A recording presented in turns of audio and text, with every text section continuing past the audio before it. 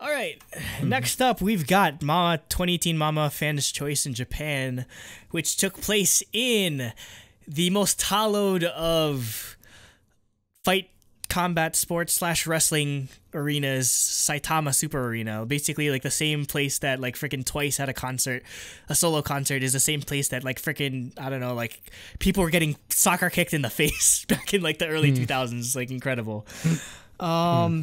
So they start off with it's called the stage was called Passion, Mama's Greatest Moments, and we start off with 101 again doing a cover of Heartbeat by 2 p.m. So this like performance just seemed really off. Like Really?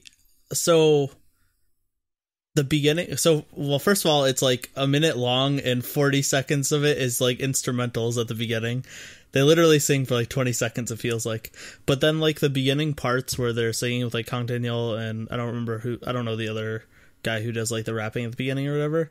Like it seemed like they were rushing. They were just like completely offbeat, it felt like. I don't know, it just seemed off to me.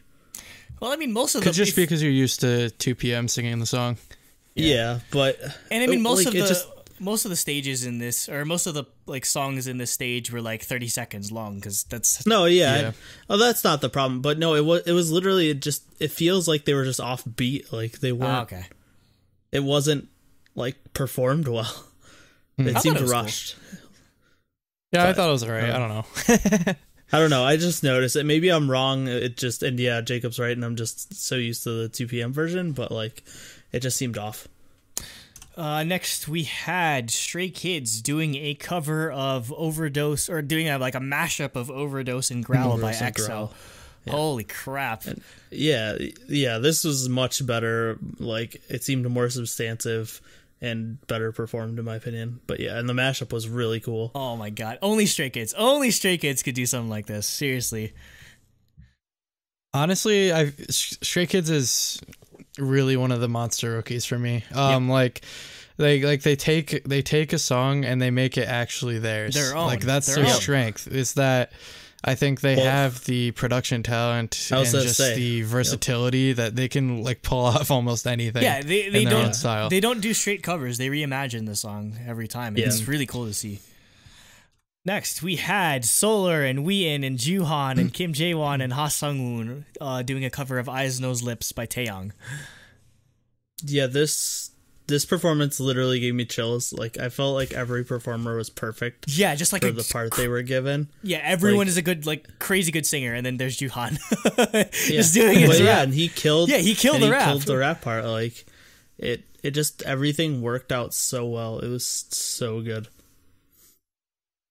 I thought this was a really cool stage. One of my favorite K-pop songs of all time. So I definitely will approve of their, being a cover of it. And then there's this one part, in the video I noticed, like there was this girl, she's holding up like an Ong sign and she was like, oh, like at one part where they cut to her and she was like, oh my god, I'm on the TV. Yeah.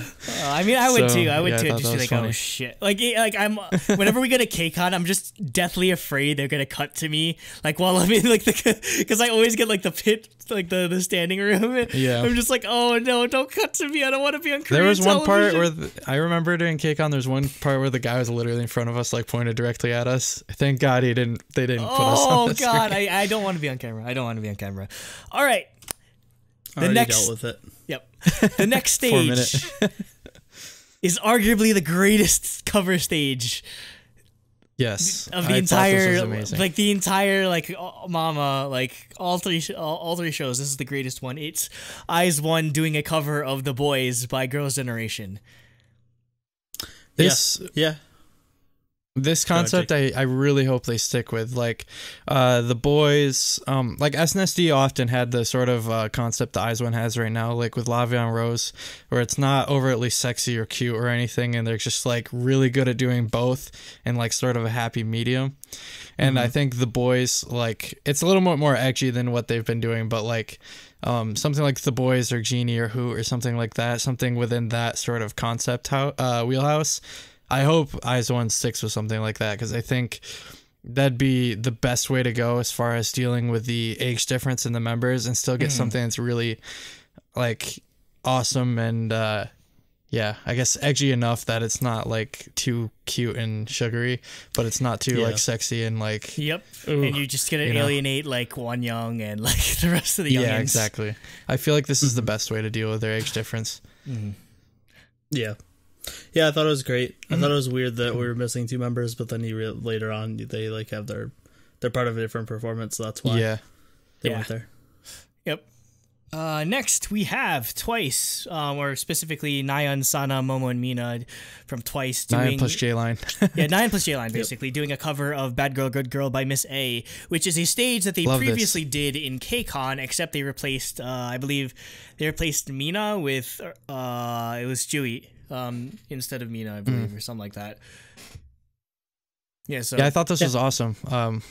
I miss A, please. Yeah, I also please reform or something. The thing is though, like they keep doing this same like Miss A stage, and I'm just like they keep giving me these glimpses of like future mature Twice. Give me Hush. We're never gonna get it. We're never gonna get it. Give me Hush. Hush or Touch. I'd kill for Touch. I'd kill for Touch. Or Goodbye Baby. I want that too. But the thing is though, if they keep doing Miss A covers, it's just gonna make me more salty that we're never gonna get this like a Twice original. We're only gonna get like early, basically modernized early Wonder Girls forever. You know what? Actually, no. How much money, or I'd pay like JYP so much money if it's just like Twice just doing Miss A, like an entire concert of Miss A covers, because that's probably the closest thing I'd ever get. Or give me J-Line plus Nayeon as a subunit doing that. I was gonna say, I wouldn't be surprised if we got a subunit doing Miss A type stuff. Maybe. But I don't think we'll ever get like full Twice doing it. But I mean, make too much money on Q songs. I think it just if we're going towards subunits, I think it's just J-Line, and then J-Line it's its own subunit, and then it'll probably be like I could see like Nayeon and Jihyo being another subunit or something like that. Just like get the two main vocalists. No, I think the reason we probably won't get it from hip hop subunit. Yes, Dubuche on Fuckboy Concept. Yes. I think the reason we probably won't get anything. I think the reason we're probably not getting anything different from Twice is because too much money. I think JYP might be I think they might be scared that they might fall into the trap that G-Friend did when they came out with Fingertip, and like their fan base hated it. Yeah. Well, to those people, Fingertips easily. Actually, it's a different topic for another time. Yeah, we'll get there. Let's talk about that later. On the next, comment down below if you wanna hear about that. So. Yeah. Next, we have Wonho, Kihyun, Minhyuk, and I am from Monsta X, and JB, Jinyoung, and Yugum from GOT7 doing a cover of Fantastic Baby by Big Bang. And this was hype. This was really hype. Yes, it was. Yeah. No, yeah, I thought I like seeing like Monsta X and GOT7 together because they're like really good friends. Because Shonu was actually almost in GOT7. So he like trained with them and was almost part of the group. So it's cool to see them do a cover together, and the song fits them both perfectly. Yeah. Basically, you could definitely tell like Monsta X and GOT7 definitely take a lot after like the hype like factor that Big Bangs brought back in the day. So,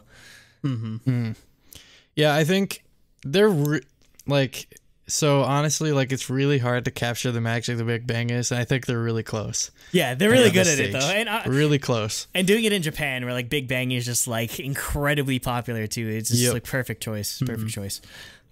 And the last of this long stage, like honestly, like literally the stage probably took like 5 minutes probably. Just like there's so much like amazingness that we have to talk about it for this long. It's Yena and Hichan from IZONE, Shonu and Hyungwon from Monsta X, Mimo from Twice, and then JB and Yugum from GOT7 doing Choyoung Pil's bounce dubstep version.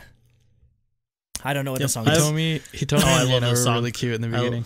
I love this song. I fell in love with it because there's a performance from a long time ago of Nine Muses and Jaya. You remember like or ZEA or whatever? Yeah. However you pronounce that group name.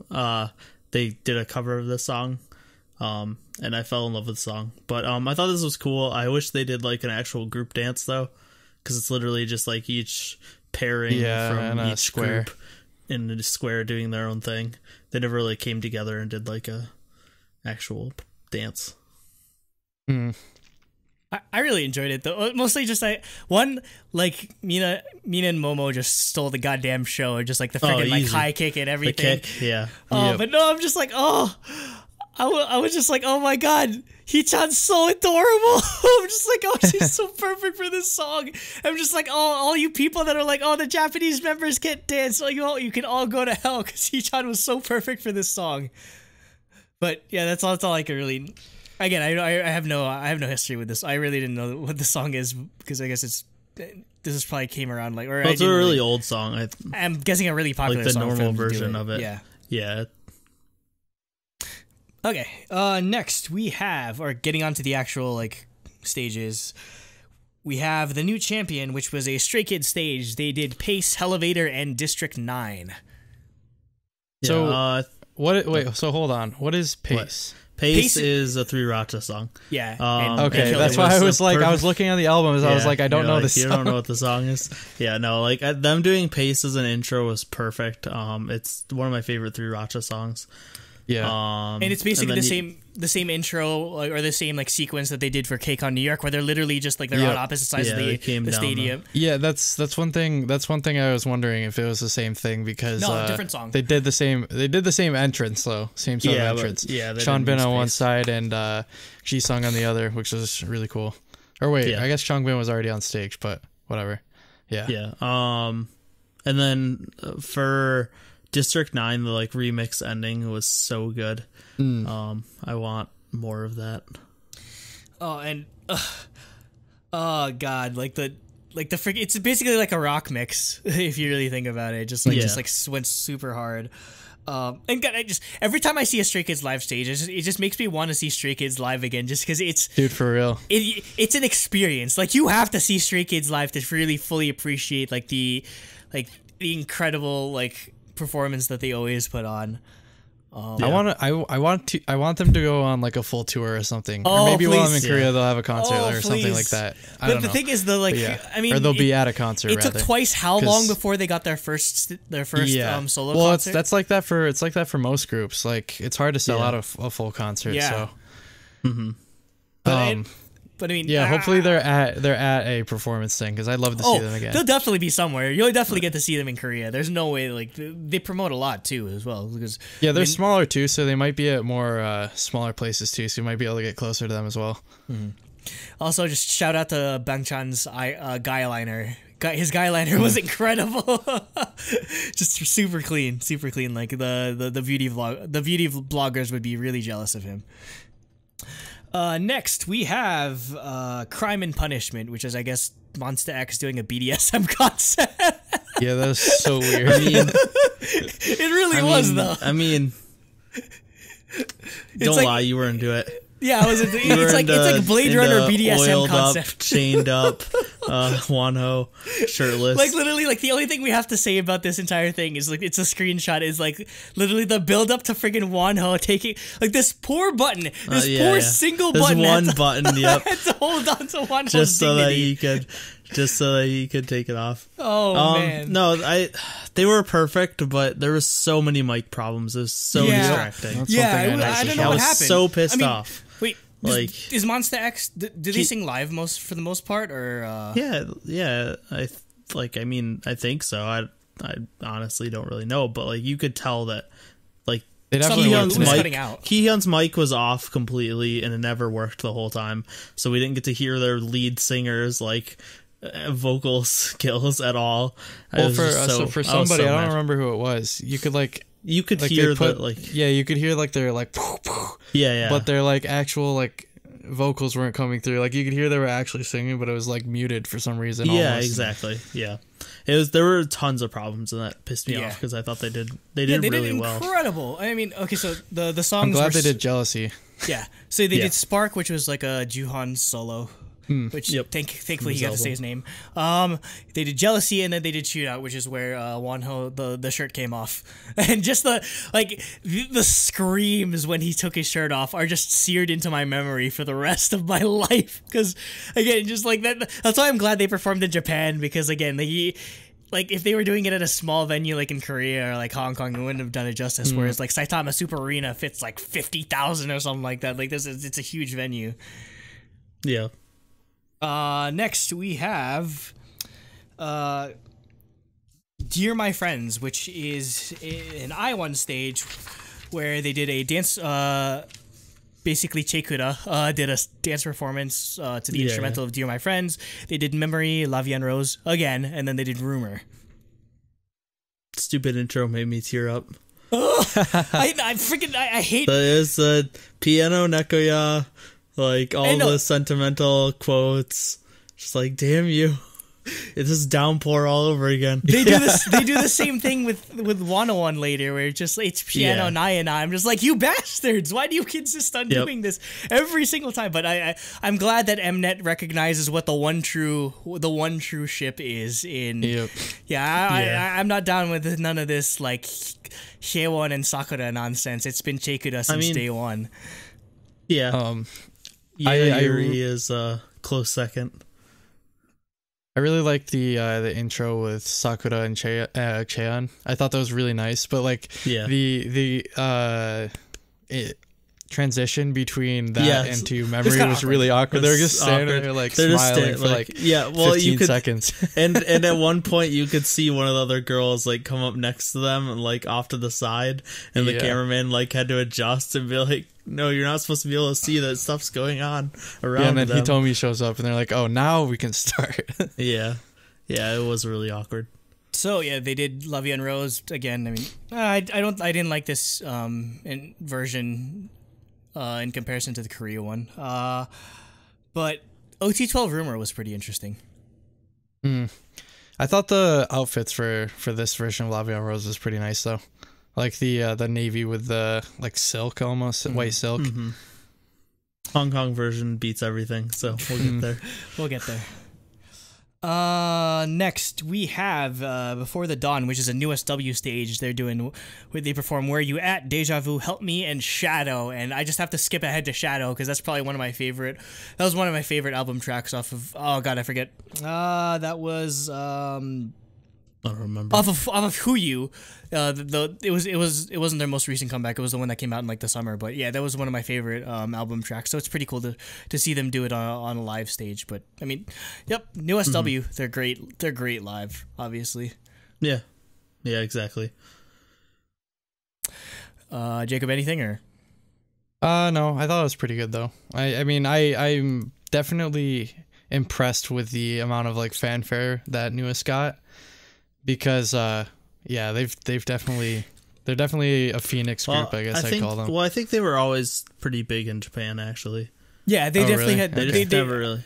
Yeah, they had a decent following, like even before all. They were definitely anemic in Korea, but Produce saved them. That's for sure. I mean, that's just Pledis nonsense, obviously. But I mean, I'm really looking forward to when they actually have 5 members again. Yeah, I'm just kind of sad we never got a special stage of, oh my God, Minhyun shows up and they do something together. I thought it would have been so cool. Yeah, I don't know. They were there, so why not? Yeah, it sucks that like literally you see they're not even on the stage at the same time, like ever. Like I was like, oh. Yeah. Let him go back to his newest buddies. Like, I've just been waiting for them. Yeah, they should have like had at the end of their stage, like he comes in and they do like old new S song or something. Yeah, that would have been so cool. That would have been incredible. And I mean, like, it would have been so fitting too, because it's like this is 101's last Mama stage essentially. So well, I don't know why they didn't, but. Because it would have been perfect here. Maybe they don't want to transition. Maybe they don't want to spoil it. Probably be too salty or something. I don't know. So they just actually right before we started, I read that they announced that One and One's disbanding at the end of the year, like December 31st. But then they were also like, but they will continue to go to their scheduled award shows and have a final concert. I'm like, well, then you're not disbanding. Like if you're still doing stuff. They just want to hit the news cycle before everyone just gets too busy. I don't know. Anyway, next is the greatest Twice show with Twice performing Yes or Yes, What is Love, and Dance the Night Away. The intro was amazing. Oh yeah, dude, that was straight up out of like SNSD tour. I'm just like, why aren't we getting this? Why isn't this Yep. a song? They keep giving us the concept we want, and then not for real. Then, yeah, exactly. It's the only way we get these concepts is during weird intros and stuff during award shows. But then I thought What Is Love stage was really cool, doing like all the different movie scenes from the music video. Yeah, the La La Land interlude break sort of thing. Oh, that was also great. with the part swap too. Yeah, Junghyun putting the headphones on Mina, like stuff like that. Yeah, so good. And it's really cool to see them come back because again they sold out Saitama Super Arena just on their own like earlier in the year so it's One cool to Punch see. Super Arena. Yeah. And then I don't know if you guys noticed, but oh my god, so many candy bongs came out like during their. I was so happy because in all the fan cams it was mostly the bomb bongs or whatever the hell you call it. Army bong. Yeah, but. Yeah, I was glad to see that in the all the Twice fan cams. All right, this is a doozy of a stage. So we have Born to Be Mamamoo, and basically it's just a bunch of like solo performances, which I'll go through individually just because it would doing otherwise wouldn't do them justice. So first we have Solar doing a pole dance routine called Cleopatra. Solar is so goddamn confusing. She's like, how does this say? Yeah, go ahead. She's like, I want to do solo music. All I want to do for solo music are just these sweet emotional ballads.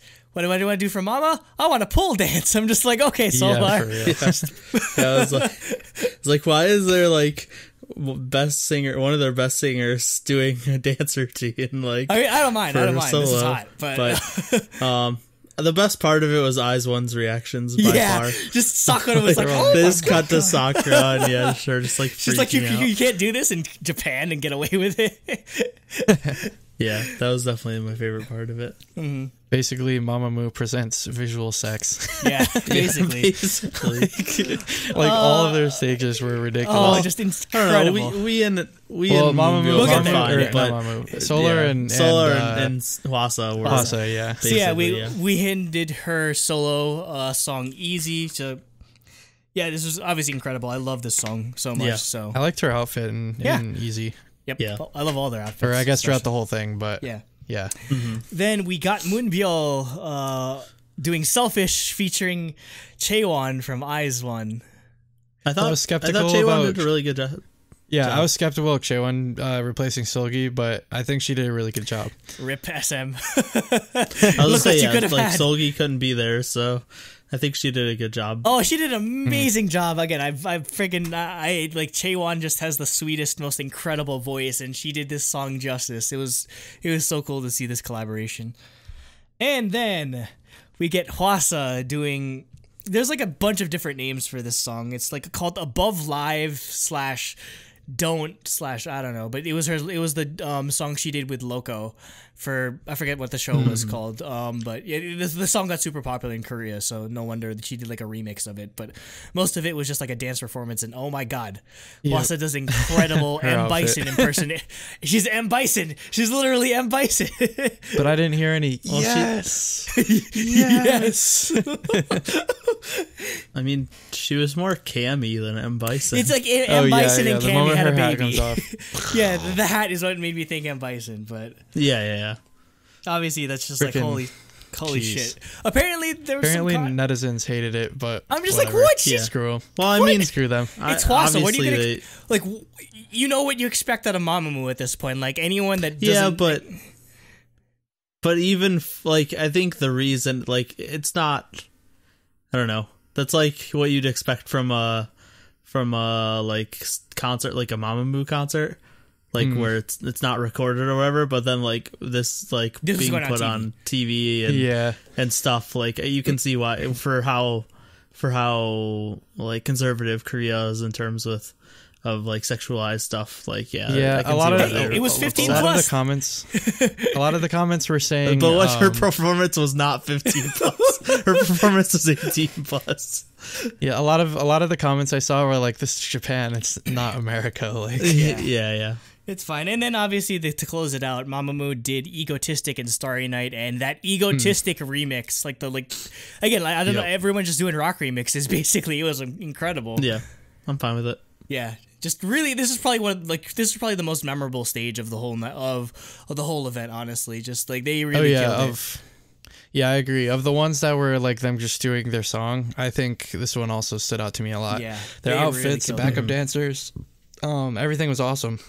Yeah, just Mamamoo like, just has incredible charisma on stage. Yeah, like I think like the red outfits contrasting with the backup dancers just wearing black mostly with red skirts and stuff was good, because I feel like a lot of times with the backup dancer outfits they make them too similar to the actual artists. Like, no, yes, I want you to populate the stage, the space you have, but like I want to see the artists pop out, you know. Mm-hmm. All right, next stage is it's called Destiny, not the game. It's a one-on-one stage, and they're doing Light, Boomerang, and I Promise You. Boo, Boomerang. Yeah, I mean, it's good besides Boomerang. Basically, I love Light. I love I Promise You. I Promise You is pretty good, but all I just have to say is Kang Danya looks like freaking what's his name, Reno from Final Fantasy VII, because he has red hair and fingerless gloves, and he just bothered me the whole time. Oh yeah, he just and like no, like in their previous performance, the 2 p.m. one, it's just like they look like Gangster Noctis from like Final Fantasy 15 or whatever. So I don't know, maybe they're going with a Yakuza concept or something like that. But other than that, it's just one-on-one. Yeah, it's like a shame. I wish they would have done like. I'll put a lot into like the Hong Kong performance, because that's technically their last Mama stage. So. Yeah, I wish they would have just done like a cool like medley stage or something instead. Well, I mean, the thing is though, they don't need to like one-on-one doesn't need to do anything fancy to catch like attention, because they're just super popular. Yeah, but still, you think they put a lot of eggs into them instead of just being like, yeah, they're fine, just let them do whatever.